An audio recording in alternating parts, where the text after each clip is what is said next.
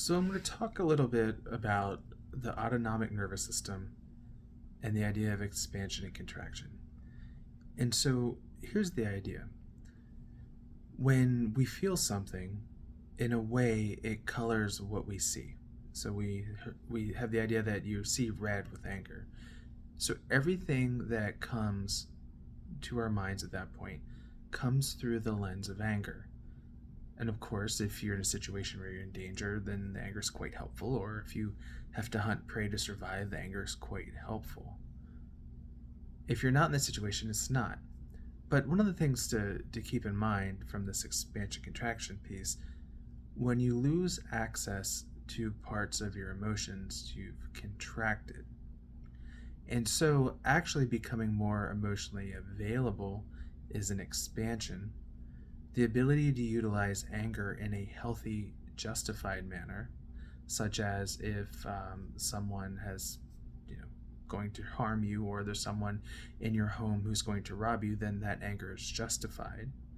If there's a person who has caused you harm and is at risk of continuing to cause you harm, then again, your anger is justified. So in that case, it is actually unwise and foolish not to become angry. So one of the things you can also keep in mind is, so suppose you're a bodybuilder, the use of anger at the right time in your bodybuilding technique will actually make you stronger in the long run. So in that sense, anger begets anger, but anger also can create strength and other things. So all of that said, my point in putting this together is when our mind starts to feel a strong emotion, it will then cue us in to the other times that we felt those emotions. So if there's something you were angry about and you didn't resolve it, then anger comes up again, it's likely that you may remember it in that situation where you wouldn't in everyday life. So this is state-based learning. You may remember this from math class. So you go to school, you learn math. It is easiest to remember what you learned in math class while you're in the classroom. It is much harder to remember it when you're at home, and it's much harder to remember it when, like, say you're at a wedding in another state. It won't even come to mind. Whereas if you're in the math classroom, it will. So one of the things that very commonly happens is when we're in one emotional state, those memories come up.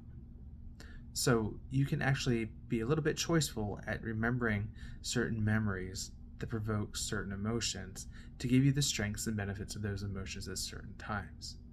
So here's an example. I love playing a game called racquetball. In racquetball, I'm more athletic than some people and less athletic than others. When I play people who are less athletic than me, it actually benefits me to become a little bit hyped up and a little bit more angry and a little bit more fast paced, because then it takes the small advantage I have and actually allows me to play better. Whereas when I'm playing people who are more athletic, it helps me to slow down and be more focused, right? So you can see how you can almost navigate life using your emotions the same way that Mario used mushrooms to defeat the bad guys. Okay. So, just another thought about this. Different people have different access to different emotions. So the autonomic nervous system is generally responsible for things like anger and fear. When this gets turned on, there's a half-life to it. So if you see a snake and you jump, there will take a certain amount of time for it to go away, unless you reinforce it, but that's a separate issue. The point of the matter is, if you respond most quickly, other people may respond less quickly. And it is scientifically studied, statistically relevant, I should say it that way, because the cause is a little vague. Men, their sympathetic nervous system activates more quickly than women, but then it also subsides more quickly than women. And so you can imagine some stereotypes. So people say that, men are angry, they'll fight, and then they'll just be over it, where women linger. Now, again, I don't want to get into too much because I'm sure there's huge variation between two people as opposed to two genders. The point to remember with all that is that some people will feel things more quickly and others will let them go more quickly. And the second piece to that is while you may feel like you're already past an issue, the other person you're talking to, their sympathetic nervous system might still be activated.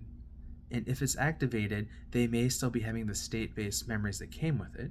And unless they're intentional, aware of the fact that their brain is trying to give them useful information, which happens to be old memories, they may recycle things that you've forgotten about. And you may wonder, why is it that they're bringing this up now? This has nothing to do with what's going on. So there's that. So take a moment, notice yourself, notice the people who are around you, and see what works.